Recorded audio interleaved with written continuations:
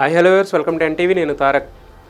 అంటే ఈరోజు రిలీజ్ అయిన సినిమా గురించి రివ్యూ అనమాట. అదేంటంటే చావా అనమాట. చావా గురించి రివ్యూ చెప్తుంటే వెరైటీ ఫీలింగ్ కలుగుతుంది. ఎందుకంటే ఇది ఆల్రెడీ రిలీజ్ అయిపోయి ఒక 500 కోట్లు కొల్లగొట్టిన సినిమా, ఇంకా సక్సెస్ఫుల్గా రన్ అవుతున్న సినిమా గురించి ఆల్మోస్ట్ ఒక 3 వీక్స్ తర్వాత మనం రివ్యూ చెప్పాల్సి వస్తుంది. ఎందుకంటే ఈరోజు తెలుగులో రిలీజ్ అయింది కాబట్టి. సో హిందీలో చూసిన వాళ్ళు చాలామంది ఉన్నారు, తెలుగులో చూడని వాళ్ళు ఎవరైనా ఉంటే కూడా తెలుగు వర్షన్ కోసం వెయిట్ చేసిన వాళ్ళకి this is the best time అనమాట.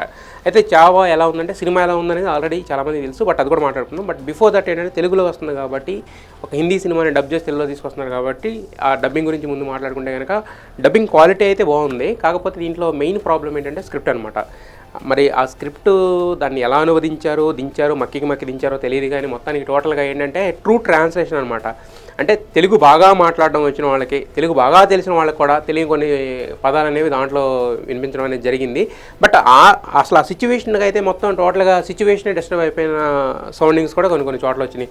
తుషారం అని, వ్యాకులత అని, ఇలాంటివి ఎలా ఉంటాయంటే, బాహుబలి లాంటి సినిమాలో రాజమౌళి గారు అంత పూర్తిగా డ్రామాటిక్గా ఇది ఉన్న ఆ సినిమాలో, రాజుల కాలం సినిమాలోనే ఆయన చాలా వరకు అది ఒక రకంగా చెప్పాలంటే ఇది దీనికన్నా ముందు జరిగిన కథ లాంటిది, అది ఒక కల్పిత కథ అయినా కూడా.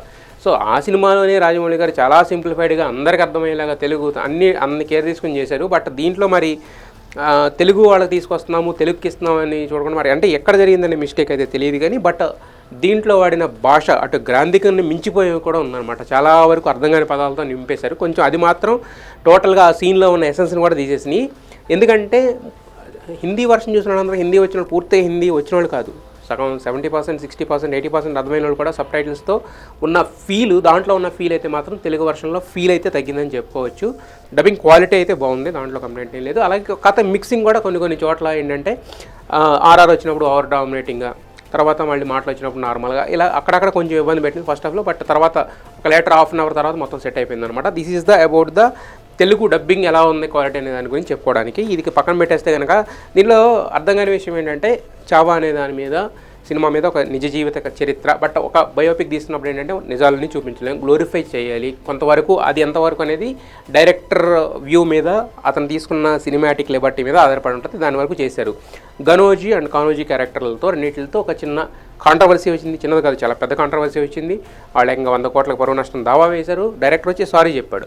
ఇప్పుడు అది అక్కడ రిలీజ్ అయిపోయి అదేమీ చేయలేం కాబట్టి వదిలేసినా కూడా, అది తెలుగులోకి వస్తున్నప్పుడు దాన్ని మార్చే ప్రయత్నం ఎందుకు చేయలేదనేది మాత్రం కొంచెం, అంటే కావాలనే చేయలేదా, లేదంటే కనుక అసలు అంటే వాళ్ళకైనా out of the court settlement జరిగి ఉంటే కనుక ఓకే, బట్ కాకపోతే ఎందుకు జరిగిందని తెలియలేదు.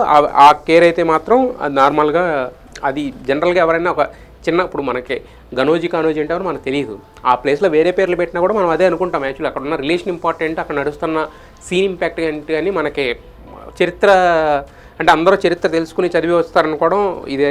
తర్వాత ఇంకోటి ఏంటంటే, అక్కడ ఒక పేరులో ఒక చిన్న ఒక అక్షరం మార్చినా కూడా సరిపోయేదాన్ని, మరి ఎందుకు వాళ్ళు కేర్ తీసుకోలేదని మనకు తెలియదు అది. బట్ యాజ్ ఇట్ ఈస్గా ఉన్నట్టయితే చూపించారు. కాకపోతే ఏంటంటే, ఇది శివాజీ మహారాజు ఎవరైతే ఛత్రపతి అని మనం కీర్తిస్తామో ఆయన ఇష్టపడే వాళ్ళకి, అలాగే అంటే నాట్ ఓన్లీ సినిమా కింద కాకుండా ఒక అంటే హిందుత్వ పరంగా కానీ, లేదంటే వేరే ఒక మరాఠా బేసిస్ ఉన్న వాళ్ళకి కానీ, వాళ్ళందరికీ ఎవరైతే ఉంటారో వాళ్ళందరికీ కూడా ఇది ఒక ఎమోషనల్ లాంటిది అనమాట సినిమా. ఇంకా బిఫోర్ దట్ అంటే ఏంటంటే, మిగతా జనరల్గా మీరు సినిమాకి వెళ్తే మన సినిమా ఎలా ఉంది, ఫైట్స్ ఎలా ఉన్నాయి, ఇదే చూస్తాం కానీ, బట్ కాకపోతే దీన్ని ఏంటంటే కొంచెం ఎమోషనల్గా కూడా చూస్తారు.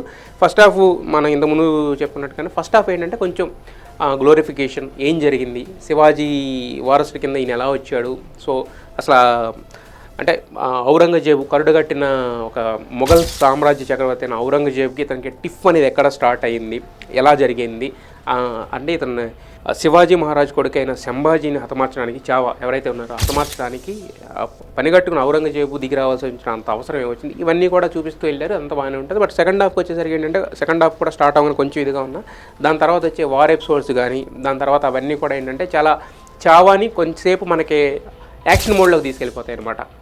బట్ ఫైనల్గా ఈ సినిమాకి హార్ట్ ఆఫ్ ద మూవీ వచ్చేసి చావా దొరికిన తర్వాత ఏం జరిగింది అనేది హార్ట్ ఆఫ్ ద మూవీ. మిగతా ఎంత నడిచినా కూడా ముందు పాటలు ఉండొచ్చు, యుద్ధాలు ఉండొచ్చు, సంభాజీ మహారాజు గెలవచ్చు, మంచి ఎలివేషన్స్ ఉండొచ్చు, బట్ కాకపోతే వన్స్ అతను దొరికిపోయిన తర్వాత అతను అందరూ ఇష్టపడేది చావా అనే వ్యక్తిని అందరూ వేణోళ్ళ పొగిడింది. ఎందుకంటే అతను అంటే చివరి క్షణం వరకు కూడా ఏదైతే దాని ఉన్నాడో దానికి స్టిక్ అనేది. ఇన్ని చిత్రహింసలు అంటే ఒక మనిషిని ఇంత చిత్రహింసలు పెట్టొచ్చా? మనం ఇంతకుముందు రజాకార్ అనే ఒక సినిమా చూసాం. దాంట్లో కొన్ని చూస్తే కొన్ని కల్పిత అంటే అడిగితే కొన్ని కల్పిత చెవుల్లో రాళ్ళు పెట్టి కొట్టేసి చంపేయడం ఇలాంటివి చాలా చేస్తే అవన్నీ కల్పితాలు అనుకుంటే కాదు, నిజంగా జరిగిందన్నారు. బట్ ఇది నిజంగా జరిగిందో తెలియదు, కానీ ఆయన పెట్టిన చిత్రహింసలు అయితే మాత్రం అంటే వేరే అసలు ఎక్కడ ఇప్పుడు చూడలేదన్నమాట అలాంటి చిత్రహింసలు. So director full marks score చేసింది కూడా అక్కడే. అప్పటి వరకు ఏం జరిగిందనేది కూడా మర్చిపోయి last 15 minutes director vision top క్లాస్లో ఉండడం, టెక్నికల్ టీము విపరీతమైన టాప్ క్లాస్లో ఉండడం, ఇంకా Vicky Kaushal peaks above all అనమాట. అందరికన్నా హైలైట్గా నటించడంతో ఏంటంటే మనం మిగతా సినిమా అంతా మర్చిపోతాం చావా, ఓన్లీ దీన్ని మాత్రం గుర్తుపెట్టుకుని బయటకు వస్తామంట. ఒక చిన్న ఎమోషనల్ కంటెంట్ అయితే ఉంటుంది యాక్చువల్గా. బట్ ఇంతకుముందు చెప్పినట్టు ఒరిజినల్ ఫీల్ తీసుకురావడంలో చాలా వరకు సక్సెస్ అయ్యారు. పూర్తిగా సక్సెస్ అయ్యారని చెప్పలేం కానీ బట్ చాలా వరకు సక్సెస్ అయ్యారు. డబ్బింగ్ కాబట్టి ఇటు డబ్బింగ్లో ఉంటుంది, బైలింగ్లో లేదంటే పాన్ ఇండియా అని ముందు చేస్తుంటే వేరే విధంగా ఉండేదేమో. బట్ ఇదనమాట. సో బట్ ఆ ఫైనల్లో ఆ 15 నిమిషాలు 20 నిమిషాలు ఏదైతే దొరికిపోయిన తర్వాత ఏది ఉందో అది మాత్రం టాప్ క్లాసు. సో దాంట్లో కూడా కొన్ని చూపించకూడదు కాబట్టి ఒరిజినాలిటీని దాచిపెట్టి ఎంతవరకు సినిమాటిక్ లిబర్టీ తీసుకోవాలి అంతవరకు తీసుకొని చూపించారు.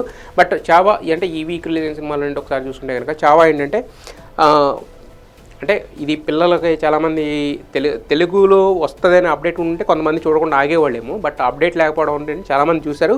But still it's a good అంటే ఒక చిన్న అంటే ఒక మంచి చాయిస్ అని చెప్పవచ్చు. ఎందుకంటే పిల్లలు తెలుసుకోవాల్సింది కొంత ఉంటుంది, ఓవర్ వైలెన్స్ ఉన్నప్పటికీ కూడా చరిత్ర గురించి తెలుసుకోవాల్సింది కొంత ఉంటుంది కాబట్టి అసలు దాని తర్వాత ఏంటంటే అక్కడతో అయిపోకుండా శివాజీ మహారాజ్ ఎవరు, అసలు మరాఠా ఏంటి, ఈ మొఘలేంటి, ఈ ఇంట్రెస్ట్ అనేది కూడా క్రియేట్ అయ్యే ఛాన్సెస్ ఉంటాయి అనమాట చూసిన వాళ్ళకి చాలామంది. అయితే ఈ రోజుల్లో ఈ సినిమాని తెలుగులో రిలీజ్ అయిపోతున్నారు అన్నప్పుడు దీంట్లో రష్మిక మందాన ఉంది. రష్మిక మందాన ఇప్పుడు ఎంత టాప్ హీరో అయితే మనకు తెలుసు. ఆమె ఒక మాట చెప్తే అంటే అది జనాల్లోకి బాగా రీచ్ అవుతుంది. At the same time Vicky Kaushal కూడా ఇప్పుడు ఏంటంటే సినిమా మ్యాటర్ అవుతుంది కానీ వాళ్ళ భాష లేకపోతే ఇంకొక బ్యారియర్ అన్నీ కూడా తొలగిపోయినాయి అనమాట. Total Indian cinema under one roof అంటున్నాం. సో ఇలాంటి టైంలో ఏంటంటే వీళ్ళు ఇంతకుముందు హిందీ వర్షన్ రిలీజ్ అప్పుడు వచ్చి ప్రమోషన్ చేశారు. ఆ ప్రమోషన్స్లో ఒక భాగంగా ఇప్పుడు కూడా వచ్చేదన్న ఒక ప్రమోషన్ చేసినట్టయితే జనాల్లోకి బాగా వెళ్ళేదనమాట. బట్ ఎనీహౌ రష్మిక మందన్ ఒక వీడియో బయటతో సరిపెట్టింది. ఆమెకి ఏం ప్రాబ్లమ్స్ ఉన్నాయి, కమిట్మెంట్స్ ఉన్నాయి మనకు తెలియదు కాబట్టి. బట్ చేస్తుంటే మాత్రం ఇంకా బాగుండేది, ఇంక జనాల్లో బాగా వెళ్ళేది అనిపించింది. సో ఎందుకంటే ఒక చారిత్రాత్మక సినిమా, ఇలాంటి సినిమాలు ఎప్పుడు అంటే రెగ్యులర్గా వచ్చేవి కావు కాబట్టి. బట్ ఎనీహౌ సినిమా అయితే కనుక చూడదగిన విధంగా ఉంది. సో ఇంటిల్లిపాదికి ఒక మంచి ఇది. అయితే ఈ సినిమాలో ఇంకా రష్మిక మందన క్యారెక్టర్ మాత్రం అంటే యేసుబాయ్ అంటే హెవీగా ఉండదు, ఆవిడ మీద డిపెండ్ అయిపోయి అంత ఉండదు. విక్కీ కౌశల్ ఈజ్ ద మొత్తం back bone of the film. But కాకపోతే ఏంటంటే యేసుబాయ్గా ఆమె చేసిన 2-3 సీన్స్లో ఆమె ప్రెజెన్స్ కానీ, ఒక 2-3 సీన్స్లో ఎలివేషన్స్ కానీ, లేదంటే ఆమె పలికిన డైలాగ్స్ కానీ అవన్నీ కూడా ఏంటంటే చావాకి కొంచెం ఊపిచ్చాయని చెప్పవచ్చు. సో ఇది కంప్లీట్గా వన్ మ్యాన్ షో అయినప్పటికీ కూడా విక్కీ కౌశల్, సో రష్మిక మందనకి కూడా ఒక ఇంపార్టెన్స్ ఉన్న పాత్ర అయితే దక్కింది. సో ఒక తెలుగు అమ్మాయి ఒక తెలుగులో స్టార్డమ్ తెచ్చుకున్న తర్వాత రష్మిక ఇప్పుడు ఓవరాల్గా నేషనల్ క్రష్ అయిపోయింది కాబట్టి సో ఆమె ఖాతాలో మరో హిట్ గెలిచింది చావా. చాలామంది వెళ్ళే ముందు కూడా చదువుకుని వెళ్తున్నారు కొంతమంది, అసలు ఎవరో ఈ సంభాజీ ఎవరు, దీని మీద సినిమా ఏంటి అనేది. సో శివాజీ మహారాజ్ అనే వ్యక్తి ఒక పులి అయితే కనుక మరాఠా సామ్రాజ్యానికి ఆ పులి పిల్లని చావా అని పిలుస్తారు. అదే ఈ సినిమా టైటిల్ అనమాట. So this is the biopic of Sambhaji Maharaj. Definitely Geetha Arts చేసింది అయితే ఒక మంచి ప్రయత్నం. మరి ఆ ప్రయత్నాన్ని తెలుగు ప్రేక్షకులు ఎంతవరకు ఆదరిస్తారు, హిందీ చూసిన వాళ్ళు కూడా మళ్ళీ తెలుగులో చూస్తారా, తెలుగు కోసం వేచి చూస్తున్న వాళ్ళు ఈ సినిమా చూడడానికి వస్తారా, అసలు ఎలా ఉండబోతుంది కమర్షియల్, ఎందుకంటే వాళ్ళు కమర్షియల్ లెక్కలు వేసుకునే తీయలేదు కాబట్టి కమర్షియల్ లెక్కలన్నీ పక్కన పెట్టి చూస్తే కనుక చావా అయితే కనుక ఒక గుడ్ అటెంప్ట్. సో మరి దీని రిజల్ట్ ఎలా ఉంటుంది అనేది మరికొన్ని రోజుల్లో తేలబోతుంది.